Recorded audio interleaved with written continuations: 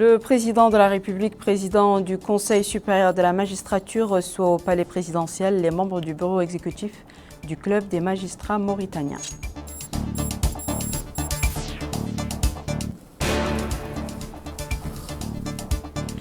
Au Conseil des ministres, le président de la République engage le gouvernement d'accélérer la mise en œuvre des programmes et projets en cours et prendre les dispositions pour le renforcement de la résilience des populations à atténuer les chocs climatiques.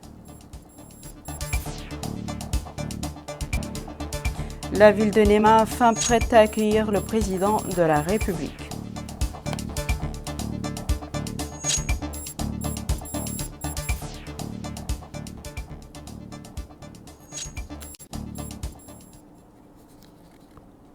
Bonsoir mesdames, mesdemoiselles et messieurs, merci de vous joindre à nous. Le président de la République, M. Mohamed El-Cheikh El-Ghazouani, président du Conseil supérieur de la magistrature, a reçu aujourd'hui au palais présidentiel les membres du bureau exécutif du Club des magistrats mauritaniens, dirigé par M. Moulay Ali Moulay Ali, secrétaire général du Club des magistrats mauritaniens. La rencontre était l'occasion de discuter des moyens de développer et de renforcer la justice. Elle s'est déroulée en présence de M. Mourtada Ould-Diaye, ministre chargé du cabinet du président de la République, et du ministre de la Justice, M. Mohamed Mahmoud El-Cheikh Abdallah El-Bouaye. À sa sortie d'audience, le secrétaire du travail du Club des magistrats mauritaniens a fait une déclaration à la télévision de Mauritanie dans laquelle il a souligné que les membres du bureau ont eu l'honneur d'être reçus par le président de la République et la rencontre était l'occasion de discuter des moyens de développer notre justice.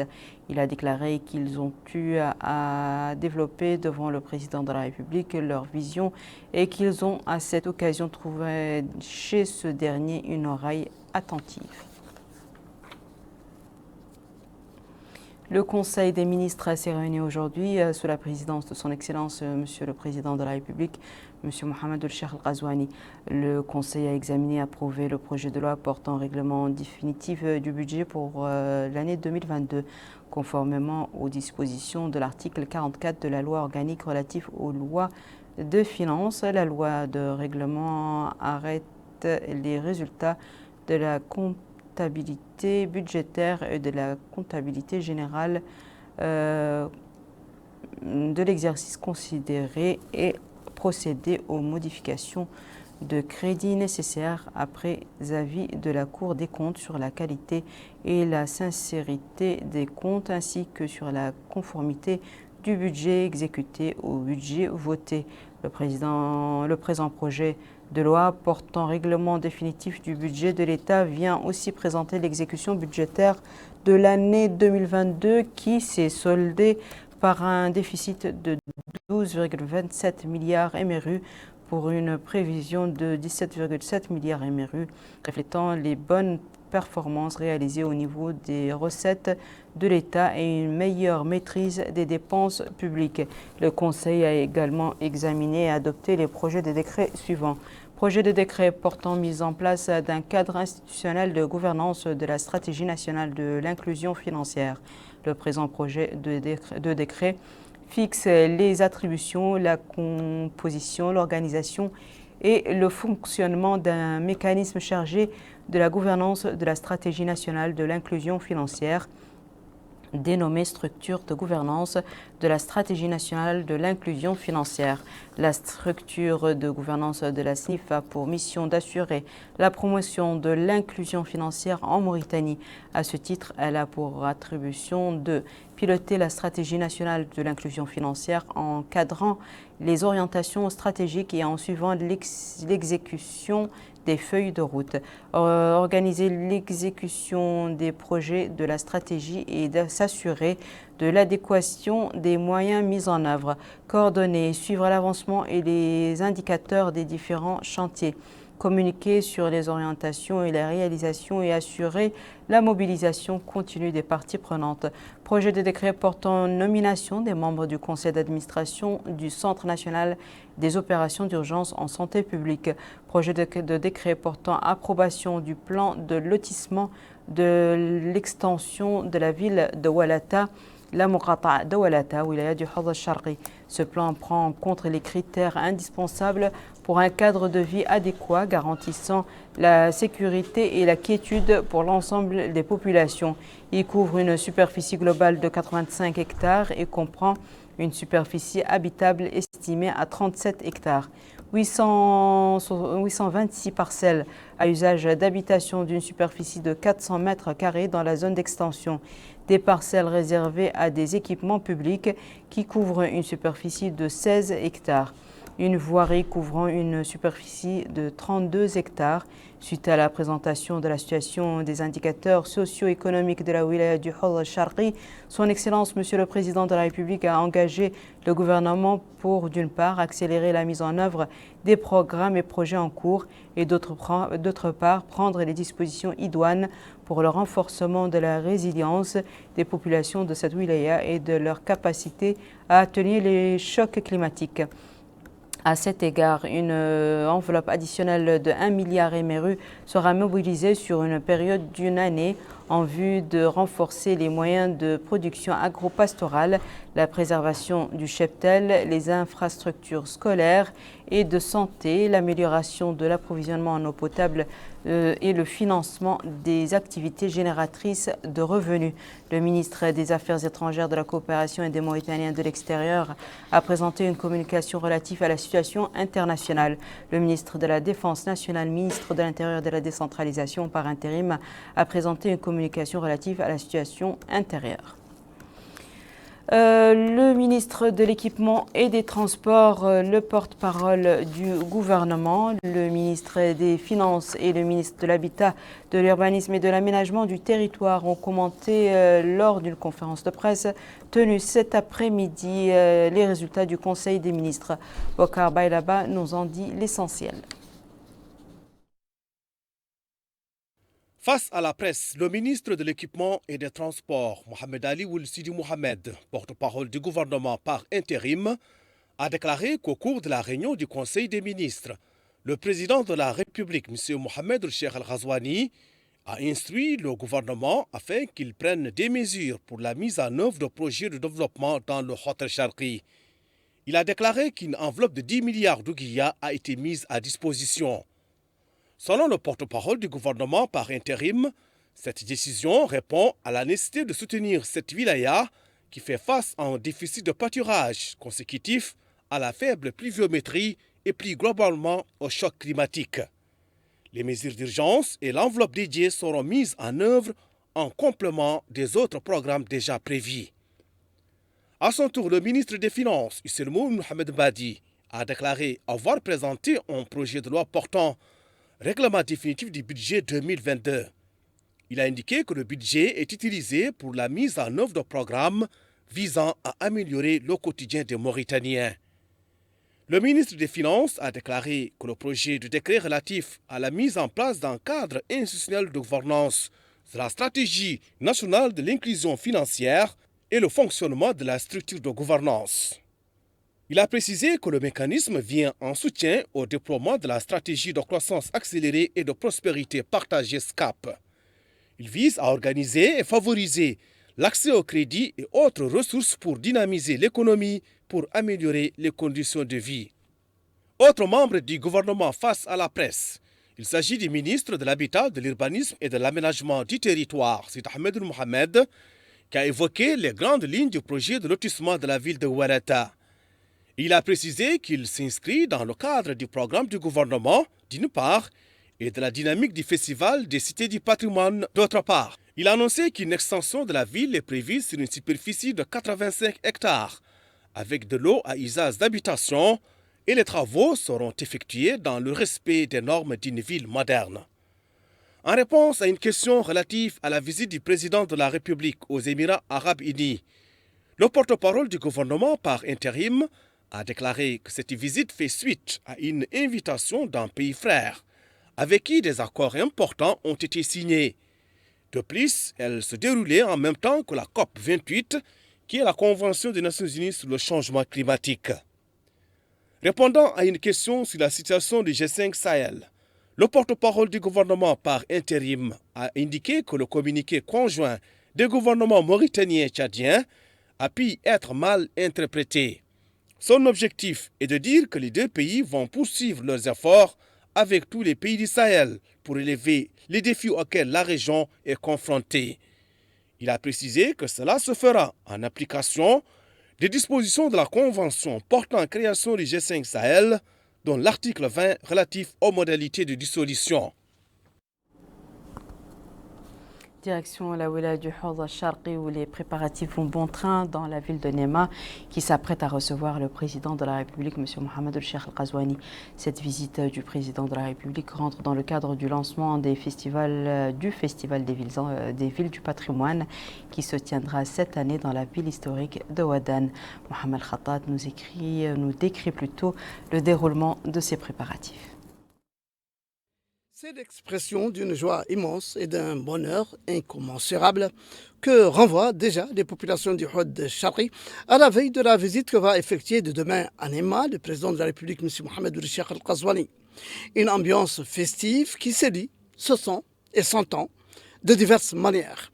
Non seulement les rues de la capitale du Hawza Sharqi ont pris un coup de jeûne, mais Nema, la capitale, s'est embellie le long de son avenue principale avec des photos agrandies du président de la République, des banderoles qui expriment la joie des populations d'accueillir l'illustre hôte, mais aussi qui illustrent leur reconnaissance pour les réalisations accomplies dans tout le pays et au Hawza Sharqi en particulier au cours des 3 dernières années. Il s'agit pour les populations du Hawza Sharqi de montrer déjà à travers cet accueil chaleureux et enthousiaste leur soutien et leur adhésion à la vision et au choix du président de la République, M.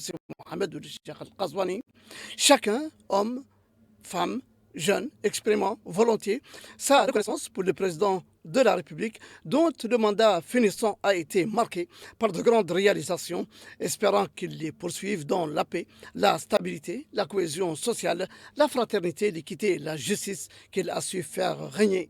Comme le souligne cette dame et ce jeune homme qui loue ses efforts et affirme garder en lui un grand espoir pour les jeunes et pour construire le pays. C'est dire qu'ici, le tout Hawza Sharqi s'active à réserver avec ferveur un accueil populaire fait d'allégresse et de spontanéité au président de la République, M. Mohamed El-Cheikh Al-Qazouani. Dans la wilaya de l'Adrar, le ministre de l'Intérieur et de la décentralisation a supervisé aujourd'hui dans la ville d'Attar l'ouverture d'un forum sur l'autonomisation des autorités administratives pour l'année 2023. Ce forum est organisé par le programme d'insertion du développement économique local et des initiatives locales relevant de la Direction générale des collectivités locales au ministère de l'Intérieur et de la décentralisation. Les autorités administratives des wilayas de l'Adrar, l'Inchiri, le Tirzomour, de Dakhlet Nouadhibou et du Tagan participent à ce forum. Moussa Ndiaye. C'est dans la salle de réunion du conseil régional de la wilaya de l'Adrar que s'est tenu le séminaire de renforcement des capacités des autorités administratives des wilayas de l'Adrar, Inchiri, Tirezemour, Dakhlet Nouadhibou et Tagan. L'objectif est de renforcer le développement local pour l'intérêt des citoyens.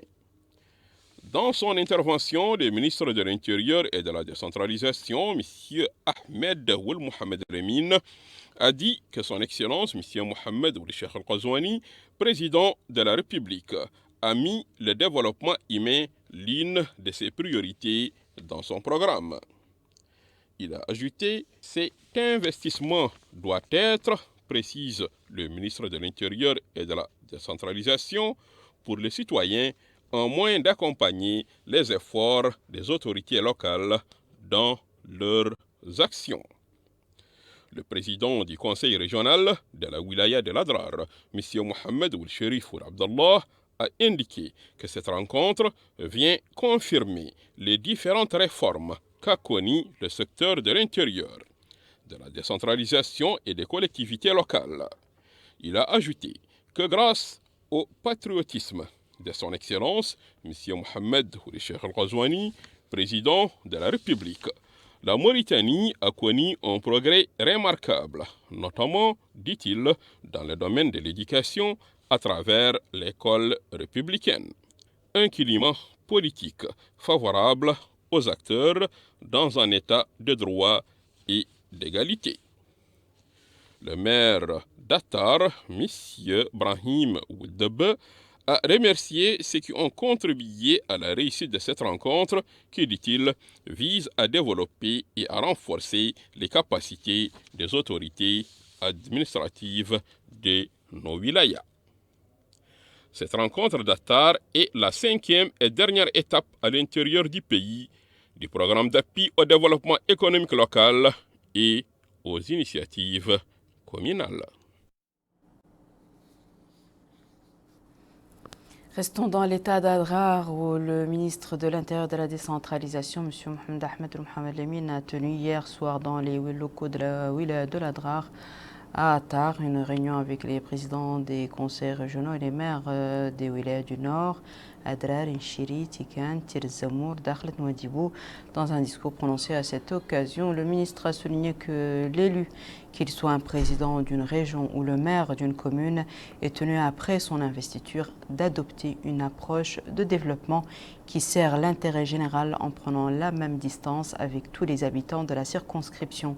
Le ministre a souligné que le moyen le plus efficace de parvenir à une intégration au service des intérêts de la population est une coordination étroite entre le maire et l'autorité administrative, ce qui facilite la résolution des questions soulevées dans le cadre de l'organisation et de la gestion de la régularité des sessions du conseil municipal, du vote du budget et d'autres aspects fondamentaux du développement local. Il a insisté sur la centralité des décrets qui visent dans leur ensemble à accorder des pouvoirs et des privilèges aux maires dans le cadre de l'ensemble des réalisations mises en œuvre par le département afin de promouvoir la décentralisation et le développement local. Le ministre a appelé à redoubler d'efforts pour faire de l'école républicaine un succès et à contribuer efficacement à l'intensification de l'inscription sur les listes de l'état civil.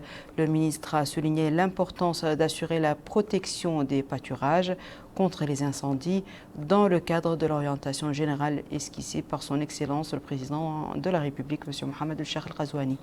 Les interventions des maires ont été caractérisées par un examen des problèmes les plus importants auxquels son Excellence le ministre a répondu, soulignant le fait que l'objectif principal est d'œuvrer à la création des conditions appropriées pour le développement local qui sert les intérêts de la population. Ici à Nouakchott, l'Institut pédagogique national a lancé ce matin un ensemble d'activités pour le secteur de l'éducation nationale et la réforme du système éducatif, et ce dans le cadre de son plan d'action pour l'année en cours. La distribution des livres, des uniformes scolaires, des cartes professionnelles et des laboratoires expérimentaux font partie de cette activité. C'est un compte-rendu de Melika Naqli. Une série d'activités au bénéfice des enseignants et des élèves a été lancée aujourd'hui. Il s'agit de la distribution par le département de l'Éducation nationale et de la réforme du système éducatif de manuels scolaires, d'uniformes pour les élèves, de cartes professionnelles pour les enseignants, de laboratoires d'expérimentation et du lancement d'une plateforme El Mudarris. Ceci s'est déroulé en présence de nombreux cadres du département et de partenaires au développement. Le ministre de l'Éducation nationale et de la réforme du système éducatif, M. Mourtal Ouldahi, a à cette occasion indiqué que les différentes mesures prises visent à améliorer la qualité de l'enseignement. Il sera procédé, dit-il, à la distribution de 11 000 manuels scolaires sous forme papier qui seront également disponibles sous forme numérique dans le système d'information du ministère et qui peuvent être facilement téléchargés sur les smartphones. En plus de la distribution à titre gracieux de 52 000 uniformes scolaires, dont la priorité est donnée aux écoliers issus de familles vulnérables et à ceux ayant obtenu des cartes Arzoul prouvant leur situation de précarité. Le ministre a appelé les familles aisées à fournir les manuels scolaires et les uniformes à leurs enfants. Le ministre de l'Éducation nationale et de la réforme du système éducatif souligne que la distribution de 38 laboratoires scientifiques portables équipés de batteries ont l'avantage de pouvoir être utilisés dans des lieux dépourvus d'électricité. Ceux-ci permettront aux étudiants de réaliser des expériences scientifiques dans les domaines des sciences naturelles, de la physique ou de la chimie. Quant aux cartes professionnelles d'enseignants, le ministre souligne qu'elles seront dotées de hautes spécifications de sécurité électronique. Quant au lancement d'une plateforme dénommée El Mudaris, l'application disponible sur les smartphones permettra aux enseignants d'avoir toutes les informations dont ils ont besoin et de pouvoir résoudre grand nombre de problèmes sans avoir à se déplacer. Promotion, transfert, bulletin de salaire, prendre également connaissance de toutes les problématiques liées à la profession en termes de gestion administrative, professionnelle ou pédagogique. Un gain de temps pour les enseignants qui se répercutera sur la qualité de l'enseignement prodigué aux élèves. Les participants ont suivi une présentation vidéo sur les avantages de la carte professionnelle pour les enseignants sur la plateforme El Mudaris. La cérémonie a été marquée par la distribution de manuels et d'uniformes scolaires, de laboratoires scientifiques d'expérimentation, avant que ne soit donné le coup d'envoi du lancement du convoi Les Transportants en direction de l'intérieur. Activité parlementaire dans ce journal que nous commençons par cette réunion de la Commission des finances de l'Assemblée nationale qui a consacré la séance qu'elle a tenue ce matin, présidée par M. Moustapha Sidi Hamoud, son président, à l'examen du budget du commissariat des droits de l'homme à l'action humanitaire en relation avec la société civile pour l'année 2024. Au cours de la réunion, la Commission a suivi une présentation du commissaire aux droits de l'homme à l'action humanitaire en relation avec la société civile, M. Cheikh Ahmedoul Ahmed Salmoul Sidi, dans laquelle il a passé en revue les chapitres de ce budget et les différents domaines de son décaissement.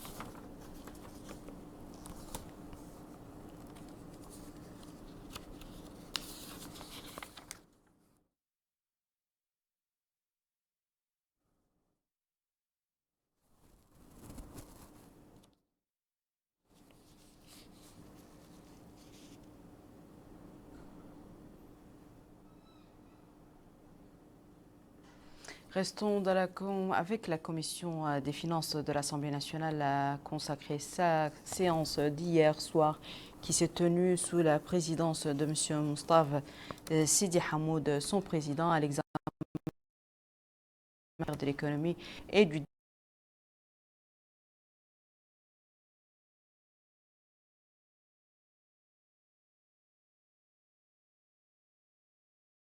développement durable au titre de l'année 2024. Au cours de la réunion, la Commission a suivi une présentation faite par le ministre M. Abdeslam Mohamed Salah dans la chapitre de ce budget et les différents domaines de ses dépenses. Le budget du ministère dans le projet de loi de finances initiale pour l'année prochaine est de 1 402 738 949 oubliés.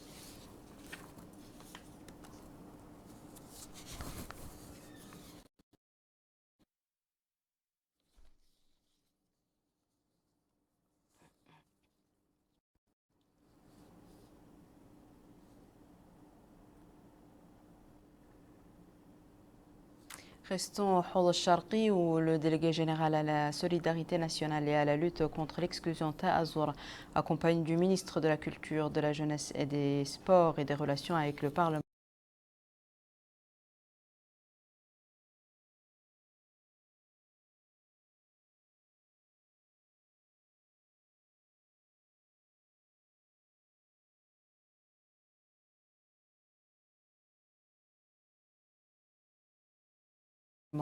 a supervisé dans la Mourata'a de Walata le lancement de certains projets. Bokar Baylaba nous en dit plus. Ta'azour poursuit ses actions d'aide en présence du ministre de la Culture, de la Jeunesse, des Sports et des Relations avec le Parlement, Ahmed Ahmed a supervisé le lancement de structures de nature à soutenir les coopératives opérant dans le domaine du maraîchage. Il a été également procédé à la remise d'aides financières à 100 familles vulnérables à raison de 50 000 ouguias chacune. Les coopératives bénéficiaires de à cela s'ajoute un moulin à grains alimenté à l'énergie solaire et de tonnes de blé. Le délégué général de Ta'azour, Hamoud Mohamed, a déclaré que la mise en œuvre de ces réalisations est de nature à renforcer la paix sociale en luttant contre la fragilité et en réduisant la pauvreté. Il a exhorté les bénéficiaires à faire bon usage. Par ailleurs, le délégué général du Ta'azour s'est informé de l'état d'avancement des travaux de construction d'une école et d'un point de santé à Anouardar. En somme, toutes ces réalisations sont de nature à répondre aux demandes des populations locales dans les domaines de l'eau, l'éducation, santé, agriculture et autres services. Restons dans le wilaya du Hol Sharqi où la commissaire à la sécurité alimentaire a supervisé dans la localité du village d'El Ta'afa dépendant de Aouena Tezbel, l'inauguration d'une unité de dessalement d'eau et d'un réseau d'eau. L'unité de dessalement d'eau du village d'Al Da'fa fournit de l'eau potable à la population de cette localité peuplée d'1 millier de personnes. Retour à Mohamed Khattab.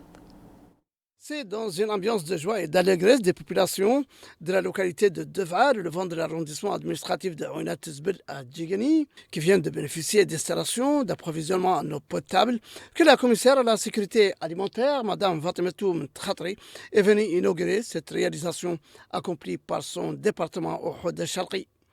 Très enthousiastes de voir ce rêve d'accéder à l'eau potable devenu réalité, les populations ont exprimé leur joie, avouant avoir enduré des périodes de soif qu'elles ne croyaient pas voir finir. Certaines familles ayant abandonné leur maison à cause de la rareté de l'eau. Mais tout cela est aujourd'hui derrière nous, disent ces notables, maintenant que l'eau potable est douce et là, jaillissant des robinets de cette unité de dessalement, déversant plus de 5 tonnes par heure au profit du millier d'habitants que compte la localité. L'occasion pour la commissaire à la sécurité alimentaire, Mme Fatimatou Mtkhatri, de rappeler qu'au cours des 3 années écoulées du mandat du président de la République, M. Mohamed Cheikh Al-Qazouani, le commissariat a dépensé au Houdd Sharqi plus de 20 milliards d'ouguiyas dans ses différents programmes réalisés avec des enveloppes financières qui ont été parfois 5 fois supérieures à celles qui étaient généralement affectées à la wilaya. Pour sa part, le maire de l'arrondissement administratif d'Aouena Tezbel a loué cette réalisation qui met fin aux longues années de soif endurées par les habitants, remerciant le président de la République, M. Mohamed Cheikh Al-Qazouani, pour ce généreux clin d'œil en ce mois glorieux d'anniversaire de l'indépendance nationale. Par la suite, la commissaire à la sécurité alimentaire a inauguré dans la localité de Gemman un réseau d'adduction d'eau potable grâce à un puits artésien et un réservoir d'eau d'une capacité de 30 tonnes. Retour à Nouakchott où le siège de la Commission nationale des droits de l'homme a abrité la cérémonie de signature d'un accord de subvention financière accordé par l'Union européenne à la CNDH. Cet accord vise à créer un environnement propice pour la protection des droits de l'homme dans le cadre du processus électoral pour l'élection présidentielle 2024. Retour à Moussa Ndiaye. Cet accord entre la Commission nationale des droits de l'homme en Mauritanie et l'Union européenne n'est qu'une action solide pour renforcer la coopération entre la CNDH et l'UE. L'objectif est de faire l'élection présidentielle de 2024 en Mauritanie un rendez-vous clé pour le respect des droits humains, promouvoir un climat électoral pour tous et mettre en place les outils nécessaires pour que la présidentielle en Mauritanie se déroule dans de bonnes conditions. Maître Ahmed Salem Oulbouhoubaini, président de la Commission nationale des droits de l'homme, a dit que cet accord s'inscrit dans le cadre d'une coopération fructueuse entre la Commission nationale des droits de l'homme et l'Union européenne. Il a ajouté que cet accord vise à mobiliser les moyens techniques nécessaires pour un mois d'échange et de partage d'expériences avec la participation de tous les acteurs pour une élection présidentielle transparente, crédible et consensuelle. Par cet accord, l'Union européenne confirme l'importance de protéger et de promouvoir les droits humains en période électorale. On a une expérience ensemble déjà. Nous sommes des partenaires de longue date, Monsieur le Président, avec la Commission nationale des droits humains. Nous avons déjà fait de la route ensemble d'ailleurs. Nous avons fait des caravanes ensemble sur des sujets clés. Et donc voilà, je pense que nous sommes des partenaires de longue date, de longue durée. C'est un partenariat fort. Et vraiment, je me réjouis aujourd'hui d'être là avec vous tous, messieurs, dames, pour mettre en place cette nouvelle étape dans ce partenariat pour ce moment fort qui viendra en 2024. Il est à noter que le respect des droits humains en période électorale donne à cette élection une crédibilité. Aussi, c'est pour répondre aux normes internationales. Après la DRAR, c'est au tour de la wilaya de l'Inchiri, plus précisément à Gjoujt, la capitale, d'accueillir la campagne de sensibilisation et de plaidoyer organisée par l'Observatoire national des droits des femmes et des filles. Cette campagne de sensibilisation tourne autour de la loi dite Karama qui garantirait les droits des femmes et des filles et réduirait les pratiques néfastes auxquelles elles peuvent être exposées. Bokar Bailaba. La campagne de sensibilisation et de plaidoyer pour le projet de loi sur la lutte contre les violences faites aux femmes et aux filles bat son plein. À Juste, une rencontre supervisée par le Wali Moussaïd El Nchiri a été tenue dans ce sens. Intervenant dans ce cadre, la présidente de l'Observatoire national des droits des femmes et des filles, Mme Mehla Mint Ahmed Talebna, a passé en revue les formes de violence que les femmes et filles peuvent subir, d'où l'organisation de cette campagne de sensibilisation. Elle a en outre mis en exergue l'importance du projet de loi sur la lutte contre les violences faites aux femmes et aux filles Karama, qui préserve l'intérêt de la société des femmes et des filles. À son tour, le maire adjoint de la commune d'Akjoust, Brahim El-Tabbar, a souligné l'importance de ce projet de loi destiné à garantir les droits des femmes et des filles et réduire les pratiques néfastes auxquelles elles peuvent être exposées. D'autres intervenants se sont relayés pour souligner l'importance de cette campagne de sensibilisation sur les tenants et les aboutissants du projet de loi sur la lutte contre les violences faites aux femmes et aux filles. Le ministère de la Justice, en coopération avec la Fondation allemande pour la coopération juridique internationale, a organisé ce matin un colloque international. Ce symposium vise à approfondir les discussions sur les approches et les pratiques dans le domaine des peines alternatives à l'emprisonnement et à la détention provisoire. Mémonalo. Ce colloque international vise à échanger des informations et des expériences sur les concepts et les méthodes de mise en œuvre des peines alternatives et des relations à la détention préventive et à faire le point sur les peines alternatives dans le cadre de la réforme de la justice pénale en Mauritanie. Il est présidé par le secrétaire général du ministère de la Justice, Mohamed Ould Ahmed Eide, qui souligne que cet atelier est ouvert à quelques jours de la réunion qui a été tenue le 7 de ce mois pour donner le coup d'envoi de la réforme de toutes les conditions qui permettront d'élever la justice.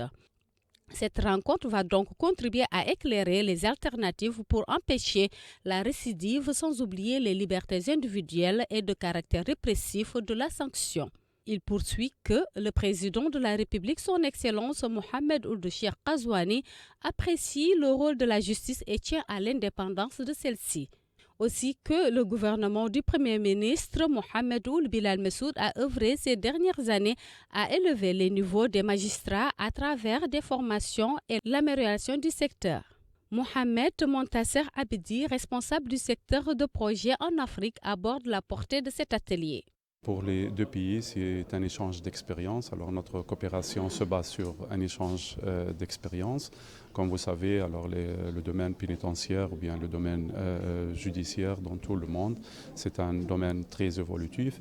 Et comme ça, on essaie par notre coopération, par les colloques, de donner l'occasion de voir ce qui se passe ailleurs, de voir les solutions qui sont prises, qui sont entamées par d'autres institutions, par d'autres pays. Au cours de ces 2 jours de discussion et d'échange, plusieurs thèmes seront abordés, en l'occurrence les dispositions pénales et le cadre légal de l'exécution des peines, les sanctions pénales alternatives, la limitation de la détention provisoire, entre autres. Le ministère de l'Emploi et de la Formation professionnelle a organisé une journée de sensibilisation sur les cursus de formation technique et professionnelle. L'organisation de cette journée marque le début d'une série d'ateliers qui seront organisés au profit des équipes d'encadrement et des formateurs des différents établissements de formation technique et professionnelle. Moussa Ndiaye. Faire de la formation technique et professionnelle l'une des priorités pour renforcer les équipes d'encadrement. Le ministère de l'Emploi et de la Formation professionnelle a initié une journée de sensibilisation. Cette rencontre intervient quelques jours avant l'organisation du démarrage officiel des ateliers au profit des équipes d'encadrement et des formateurs de différents établissements de formation technique et professionnelle. Le secrétaire général du ministère de l'Emploi et de la formation professionnelle, M. Mohamed Salem Ould-Boukreis, a dit que l'organisation de cette journée de sensibilisation vient concrétiser le programme de Ta'houdati du président de la République, son Excellence, M. Mohamed Ould Cheikh Al-Qazouani, notamment dans le domaine de l'emploi et de la formation professionnelle. Il a ajouté que le département de l'emploi a initié une stratégie nationale pour la formation technique et professionnelle dans plusieurs spécialités pour répondre aux besoins des secteurs économiques. Depuis quelque temps, le constat est que plusieurs cadres du secteur de l'emploi et de la formation professionnelle se sont mobilisés pour améliorer les performances du secteur. Nouakchott accueille pour la première fois de son histoire le championnat d'Afrique d'échecs pour les jeunes de moins de 20 ans. 12 pays africains participent à ce tournoi organisé en coopération avec le ministère de la Culture, de la Jeunesse et des Sports et des Relations avec le Parlement.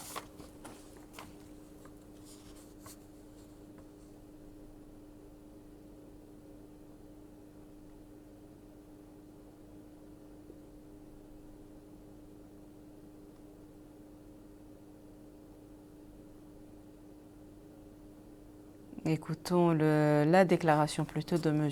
Mamadou Ba, secrétaire général par intérim du ministère de la Culture, de la Jeunesse et des Sports, à ce sujet.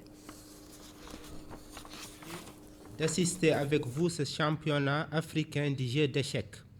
Cette activité sportive est soutenue et encouragée par nos autorités, notamment notre département de la culture, de la jeunesse, des sports et des relations avec le Parlement, qui ne ménage aucun effort pour sa réussite. Nous remercions aussi l'Union africaine d'être désignée pour l'organisation de ce grand événement et souhaitons la bienvenue aux pays participants.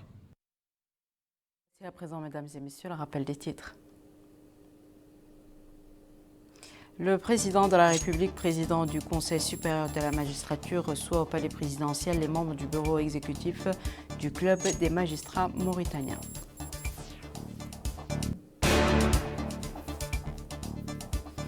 Au Conseil des ministres, le président de la République engage le gouvernement d'accélérer la mise en œuvre des programmes et des projets en cours et prendre les dispositions pour le renforcement de la résilience des populations et à atténuer les chocs climatiques. La ville de Néma, fin prête à accueillir le président de la République.